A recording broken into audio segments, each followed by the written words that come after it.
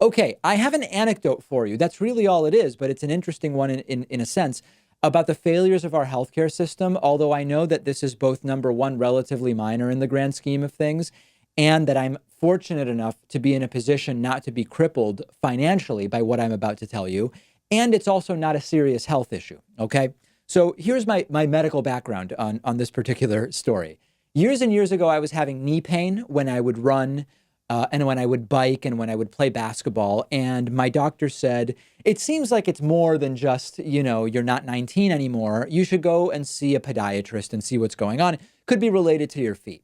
So like 10 years ago or something, I went to a podiatrist and the podiatrist said, yep, your knees and ankles are not correctly aligned. We need to correct your arches with some orthotic insoles.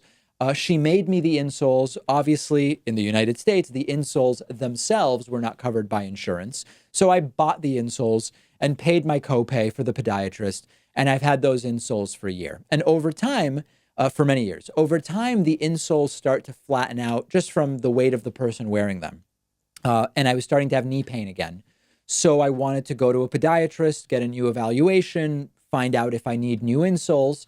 And also have them look at my feet. I have something called Greek feet, hilariously, where the second toe is longer than the big toe, and it can sometimes scrunch that second toe and create some weird stuff on the front of the foot and the nail. So I wanted that looked at as well. Okay, so I made an appointment with my podiatrist. I did all of the right things. I have insurance. The insurance is a totally normal, middle of the road, what's called a silver plan, meaning that my specialist copays are $40. This is with a big insurer here in Massachusetts called Tufts Health Plan. I don't know if people around the country know about Tufts Health Plan. It's a pretty big insurer here.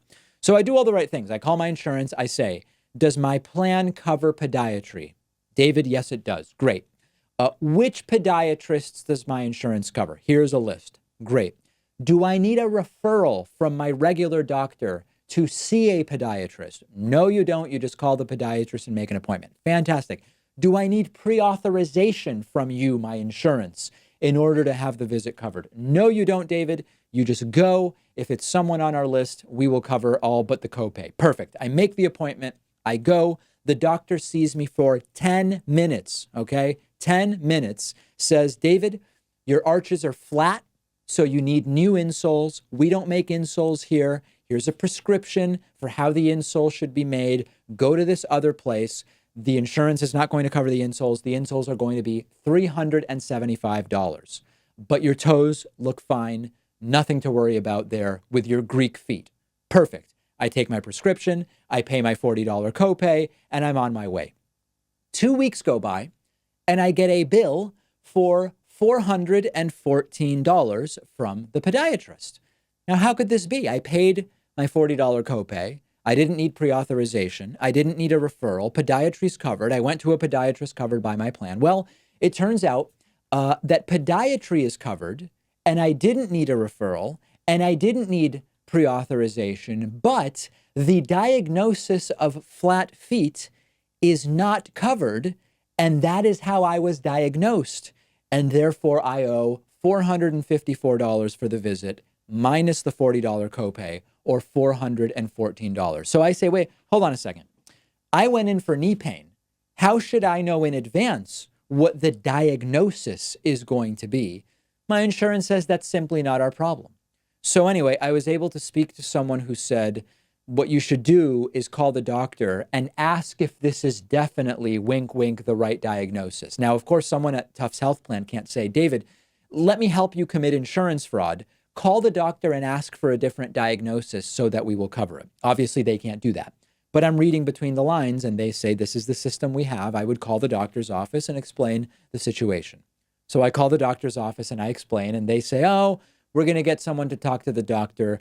Maybe the doctor can rebuild this some other way, maybe focusing on the Greek feet part or some other diagnosis other than flat feet. So at this point, again, fortunately, this is more a curiosity for me. Can I ultimately get this covered? I may well end up paying $375 for the insoles, $414 for the visit, plus my $40 copay, right? That's $829.